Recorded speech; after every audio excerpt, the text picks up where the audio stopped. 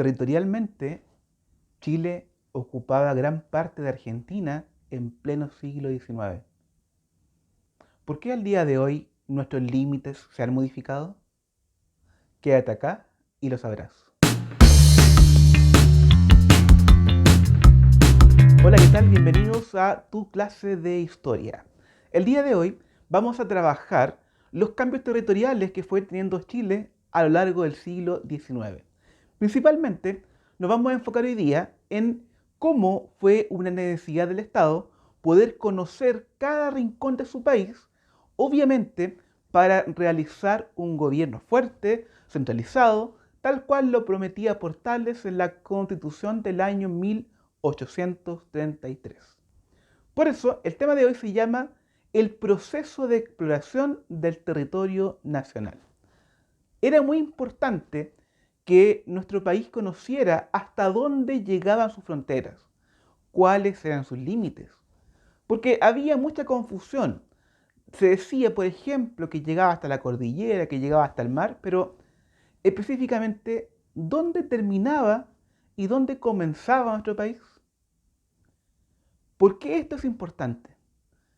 Hay un concepto que explica el por qué tiene que ser importante, y que es el concepto de soberanía, entendida como el poder que tiene el Estado para tomar decisiones en relación a un espacio geográfico determinado y a las personas que componen ese espacio. Por ende, el que nuestro país conociera cuál era su extensión era sumamente importante para realizar políticas públicas que atendieran a toda la población. El historiador chileno, Sergio Villalobos, señala lo siguiente. Dice que este proceso de establecer límites para Chile, límites geográficos, es desde comienzo de la independencia. De hecho, siempre se buscaba saber hasta dónde llegaban los confines de nuestro territorio. Y de hecho, durante los diferentes ensayos constitucionales de la década de 1820, siempre fue un tema importante el poder establecer cuáles eran los límites que tenía nuestro país. De hecho, en la Constitución del año 33, 1833, este tema fue mucho más allá y fue el primer documento oficial en donde estableció de cierto modo cuáles eran los límites de Chile. Más que nada eran muy generales. Por una parte decía que éramos desde Atacama hasta Tierra del Fuego y desde la cordillera de los Andes hasta el Océano Pacífico, incluyendo las islas que estaban frente a las costas. Por otra parte, el historiador chileno Julio Pinto también hace un análisis de esta necesidad de establecer límites. De hecho, él va más allá y señala que ya O'Higgins, después de 1818, tenía especial interés por conocer hasta dónde llegaba nuestro país. Y de hecho buscaba que en su gobierno, si seguía después de 1823, también estaba dentro de sus acciones el poder recorrer cada punto geográfico de nuestro país.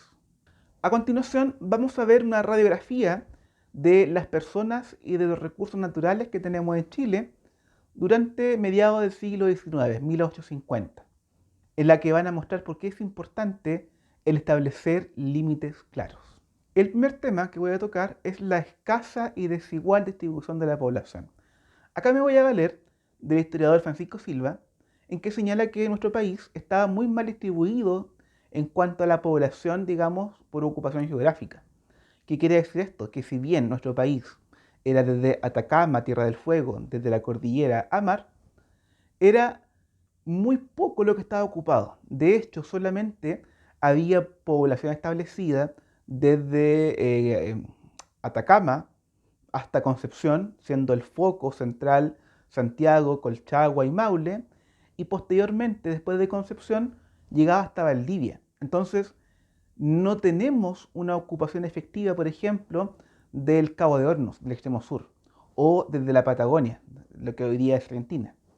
De esta forma, había una distribución muy desigual, lo que por supuesto dificultaba que el país conociera cada uno de sus rincones. El siguiente tema tiene que ver con la heterogeneidad étnica y de razas que había en los habitantes de Chile. Si bien las personas que vivían en la zona central, desde Atacama hasta Concepción, principalmente eran mestizos. Desde Concepción al sur tenemos una serie de razas, una serie de grupos indígenas, como por ejemplo los mapuches, más al sur los onas, los cahuéscar y otro grupo de indígenas, por lo cual la diversidad cultural era tan amplia que también era muy complejo para un gobierno establecer políticas públicas claras que beneficiaran a toda la gente.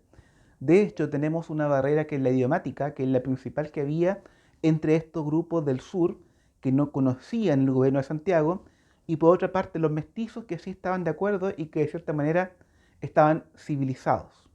El siguiente punto tiene que ver con la economía, específicamente la explotación de recursos naturales.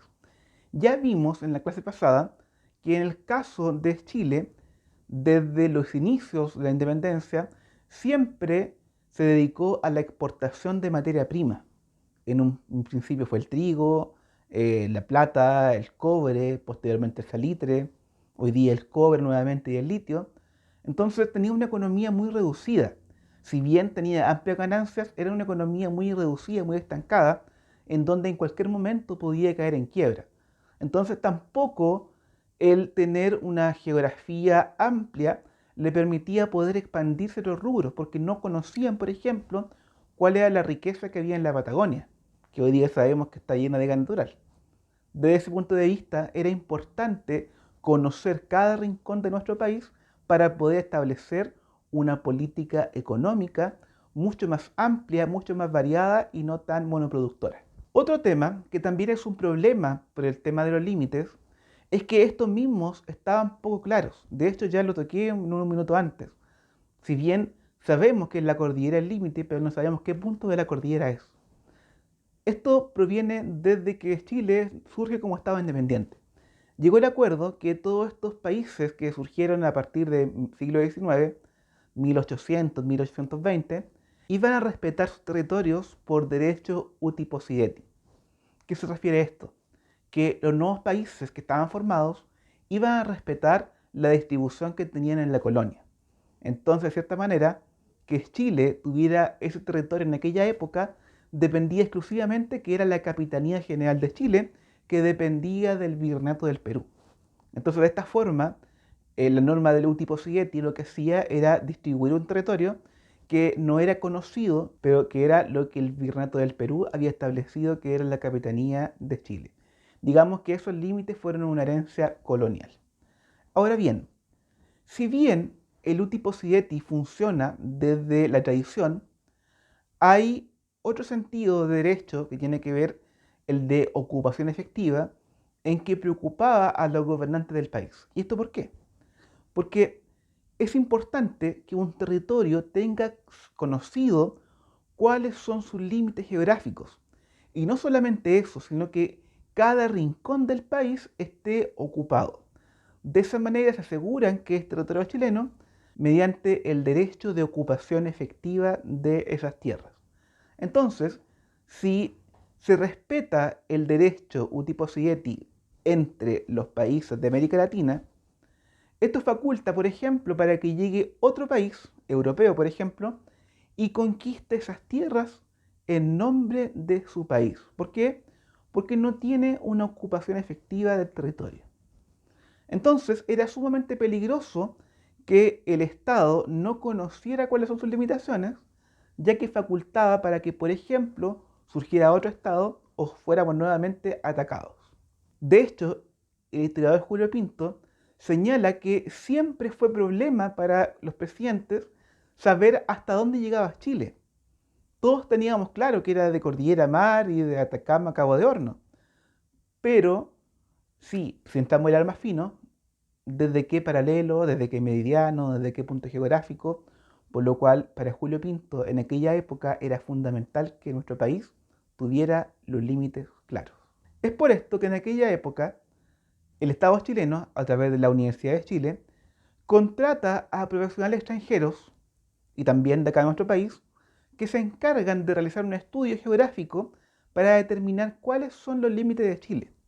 Y bajo este sentido, por ejemplo, destaca la figura de Vicente Pérez Rosales, en que al realizar un estudio de los límites de recorrer nuestro país de norte a sur, se da cuenta que en el extremo sur la población que está ahí no se siente parte del Estado, porque ellos, al ser grupo de indígenas, tienen otras costumbres y por tanto no reconocen el Estado chileno como parte de ellos. De ahí se desprenden una serie de acciones que tienen que ver, por ejemplo, con que el presidente de la República siempre visite cada punto del país para asegurar soberanía. Y por último, hay otro tema preocupante que tiene que ver con la mala administración. Ojo que no es por una mala administración por no saber, sino que esta mala administración es una herencia de un territorio muy amplio que no se conoce hasta qué lugares son y en donde no hay personas de confianza que puedan gobernar en cada una de las provincias. De esta manera, la figura del Estado, a medida que avanzamos al norte o al sur, poco a poco se va diluyendo. Y por supuesto esto provoca que el sentido de nación, el sentido de Estado chileno, se pierda a medida que avanzamos hacia los extremos. Podemos ver entonces que determinar los límites geográficos de nuestro país fue una tarea sumamente compleja. No solamente porque no habían recursos que a lo mejor lo podían haber, sino que era difícil establecer, por las cartas que habían de la época y por la distribución hecha por la colonia, era complicado establecer hasta dónde llegaba nuestro país.